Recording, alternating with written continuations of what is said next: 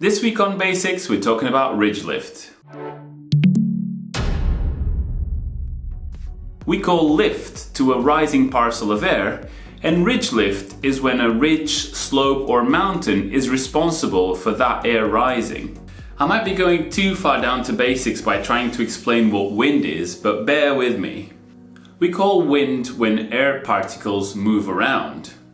If a particle of air is moving around, it has a speed and a direction. And in classic physics, we call that a vector. It has magnitude and it has orientation. If we simplify it from 3 dimensions to 2 dimensions, the speed vector of the wind at any given point will be a sum of the x vector plus the y vector, or the horizontal plus the vertical. When wind is blowing across a flat surface such as a field or the sea, it's pretty much horizontal.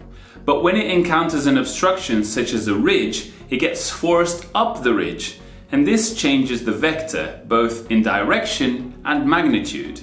The wind gets stronger on top of the hill because of the venturi or compression effect, and also it changes to make its way around the obstruction. Because the wind has to change direction, it now has an X and a Y component, and it's that Y component that gives us lift. When the Y component is bigger than our sink, we will rise until the two forces balance and we can stay aloft. And because the wind strength and direction changes depending on where you are above the hill, how much lift there is available will also change. And this gets even more complicated if you think about a hill in 3 dimensions. But if we stick to 2 dimensions for now, you can quickly see that the angle of the hill will control the angle of the wind.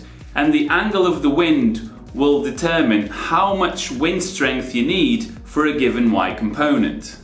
For example, let's say the sink rate of your paraglider is -1 meter per second. You will need that or more to stay aloft. So let's say you need 2 meters per second of lift on the Y component of the wind for you to be going up at 1 meter per second. And let's say you have a gentle breeze of 10 kilometers per hour that day.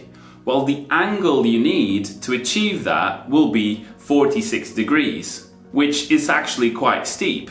If the wind is a little bit stronger, 20 kilometers an hour for instance, you can reach the same 2 meters per second of Y component on the wind speed with 20 degrees, which is a more manageable slope. For a large vertical sheer cliff, you can get away with flying with much less wind speed, because in the lift band, the wind direction will be almost straight up. And even though that might seem ideal, there are other practical issues that might make launching and landing in those conditions a little bit tricky. That's it for this one. I hope you enjoyed it and learned something, and if you did, consider sharing it with people that you think might enjoy it. It really helps the channel grow. And for that, I want to say a big thank you to everyone on Patreon, because their support really makes this channel grow. If you're interested in other paragliding concepts like this, check out the other videos in this series, and I'll see you on the next one. Bye!